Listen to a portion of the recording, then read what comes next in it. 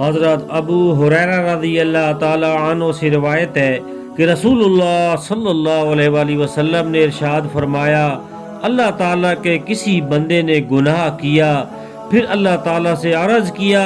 اے میرے مالک، مجھ سے گناہ ہو گیا، مجھے معاف فرما دے، تو اللہ تعالیٰ نے فرمایا، کیا میرا بندہ جانتا ہے کہ اس کا کوئی مالک ہے جو گناہوں پر پکڑ بھی سکتا ہے اور معاف بھی کر سکتا ہے؟ میں نے اپنے بندے کا گناہ بخش دیا